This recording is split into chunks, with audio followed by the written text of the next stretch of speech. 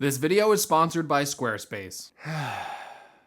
This is a therapy session kind of video, because I think I just spent more money on my iPad Pro than I did on my laptop. Hey, what's going on everyone? Greg here, and just before making this video, I was having a complete crisis, a complete breakdown, mentally, physically, and even spiritually, because I couldn't decide if I should buy an 8GB or 16GB iPad Pro. Because for those of you that don't know, Apple sells two different memory versions of the iPad Pro, because there's actually 8GB of RAM on models that are below 1TB of storage, and iPad Pros with 1TB of storage or above get 16GB of memory. That's right, you can now buy an iPad Pro that weighs 1 pound that comes with 2TB of storage and 16GB of RAM. So I took advice from my friend Gary the Everyday Dad, who always recommends that when you're pre-ordering something, even if you think you might want it, you should just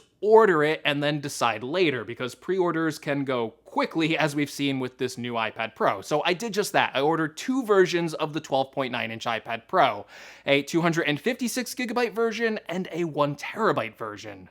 Now, while 1TB of storage would be nice, I'm still sitting here pretty comfortably on my iPad Air with 256GB, and I still have a lot of breathing room, and I don't need the extra storage. But the iPad was a device that never shipped with a lot of memory. In fact, the well-reviewed 2018 iPad Pro, which most people still say is fast enough for everything they would ever want to do on an iPad, only has 4GB of RAM on models below 1TB, and the 2020 A12Z iPad Pro upgrade made 6GB of RAM standard on all models. So even if you were looking at the base model M1 iPad Pro, that now comes with 8GB of memory, which might not sound like a huge jump, but it's a 33% increase in total memory available. So if you're coming from a 2020 iPad Pro with 6GB of RAM, a 16GB version would be a 166% increase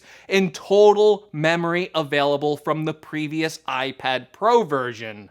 So right now, as iPadOS stands, is there actually a single app available on the platform that can take advantage of that much memory? It's a lot of memory for an iPad. Now yes, on a Mac, you can easily imagine what you would be able to do with that total increase in memory. And in fact, on a Mac, 16GB is nice, but there's so many applications and use cases you could think of that would be able to take advantage of much more memory. Applications like complex video editing or complex photo editing with lots of layers and adjustments and so on can quickly start eating into your allocated RAM on a Mac. Not to mention that Macs can even swap memory from the hard drive with the RAM, giving you a virtual pool of RAM you can store for your programs, even if you go past your system's physical RAM limitations. Of course, the iPad Pro does have Pro apps like video editing with LumaFusion, and it even has a version of Photoshop and complex drawing apps like Procreate that can take advantage of multiple layers and can use more RAM. However, RAM is much better managed on an iPad than on a Mac, because for the most part, when you're using an iPad, your system resources are usually focused on a single application. Sure, there's certain apps where you can put up a split screen view and even get a slide over window, but really at most on the iPad, you can have about 3 active apps open on the screen at the same time. With the Mac, you can have a lot more applications open. In fact, on a Mac, even basic users can have a speed boost to system responsiveness by having larger amounts of RAM, because then you can leave all of your applications open and running in the background without having to close them. Again, the iPad manages this all for you.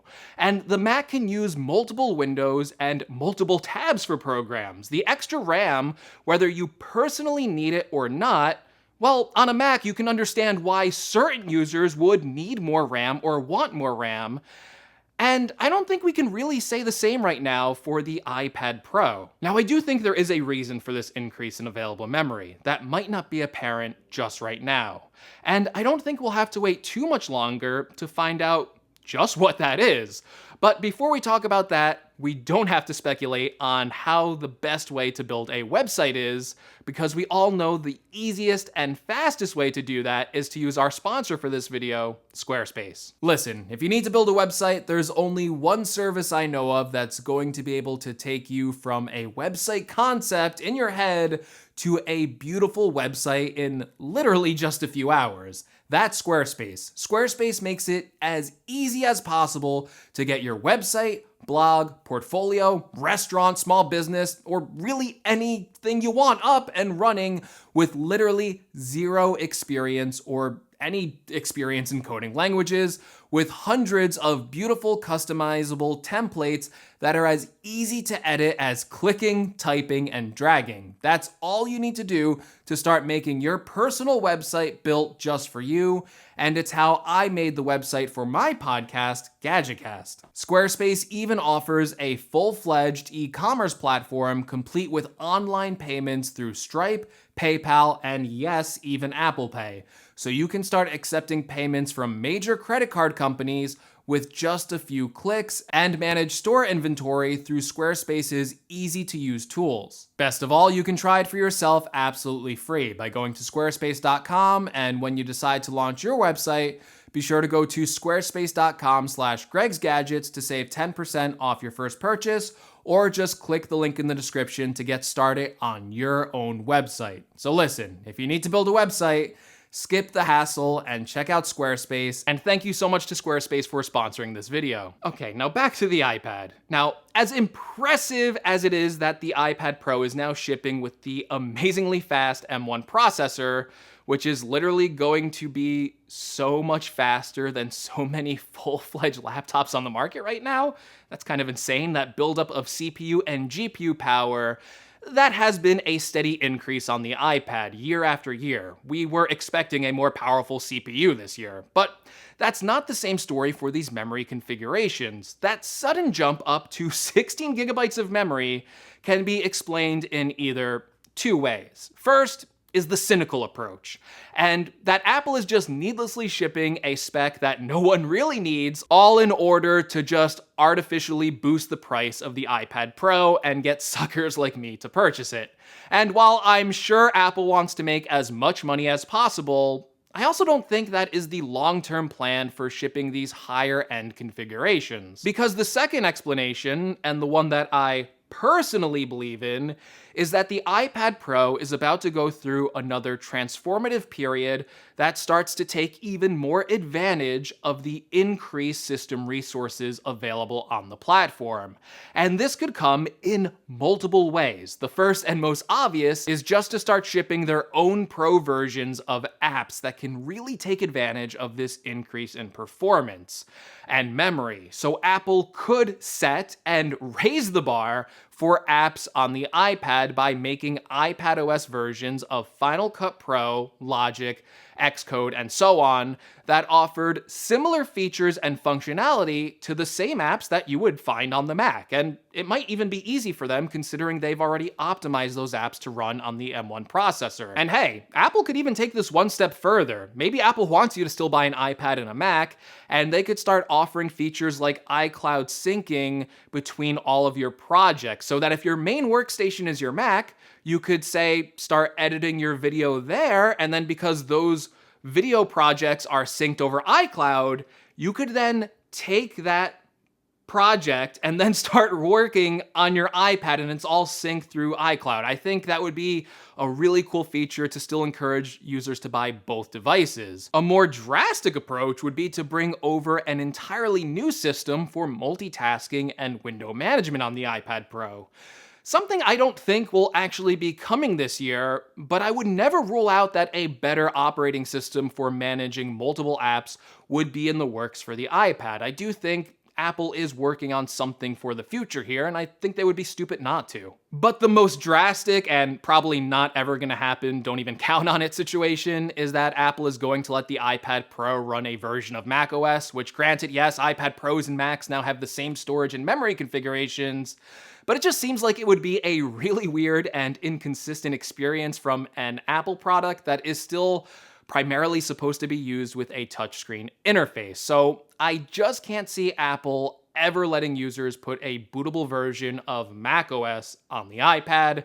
I really don't think it's happening. I hate to, say that to you if you had your hopes up. But I would say this is still going to run some version of iPadOS for the time being. Perhaps, though, we may just be in the beginning of an even bigger project that would be, again, an entirely new operating system. An operating system that can be used for every Apple product, from the iPhone to the iPad, and yes, even the Mac. A shared operating system, and one that adapts to the strength and form factors of each different product. If that is the case, again, I still think we're years away from seeing that sort of concept. I wouldn't expect to see it this year at WWDC, but it is an exciting idea to think about. But I think the main point here is that WWDC 2021 is literally just around the corner. And while these iPad Pros will be shipping around May 21st, that's just a few weeks away from getting a first glimpse into the beta version of iPadOS 15. I believe at this event, we will know for certain whether or not a 16GB iPad Pro makes sense, whether Apple is working on unique features, apps, or just something that can truly take advantage of all of this additional power available right at our fingertips. With that in mind, I canceled my 256GB iPad Pro order, and I kept the 1TB order, which, granted, that does go against my own advice for people watching this video, because you should never buy a product based on rumors of features or even the promise of certain features coming soon, because this 12.9-inch version of the iPad Pro is $1,799. Not to mention I got a new $350 Magic Keyboard to go with it, so a $2,150 product that, granted, has the hardware and power to make that product worth the price, but for me, the big missing key is the software, because right now, as I'm sitting here waiting for this iPad Pro to show up, I can't think of a way right now where I can truly utilize all of that additional power and memory with the current software that the iPad currently has. But I'm hoping that something greater will be coming soon. So yes, I ordered the most powerful version of the iPad Pro. Again, most powerful, not most expensive. I know there's a 2TB version out there. Don't start writing that in the comments. I ordered the most powerful iPad Pro with 16GB of memory, and I'm truly hoping that I can take advantage of all of this power. All right, everyone, and that's why I ordered the 16GB version of the iPad Pro. Please, I'm really interested to hear your opinions on this in the comments below. Do you think that I'm stupid for ordering this 1TB version of the iPad Pro when I don't need all of that storage and I'm just ordering it for the extra memory? If you're ordering an iPad Pro, do you plan to go with one of the 8GB versions or the 16GB versions?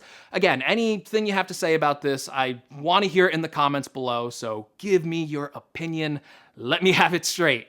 If you like this video, be sure to give me a like. If you want to see more videos from this channel, including a future review of that 16GB iPad Pro, maybe I'll, have another facepalm. Maybe I would have made a giant mistake. I think that's going to be an interesting video. If you want to order an iPad Pro, if you want to use one of my affiliate links, I will leave those in the description below.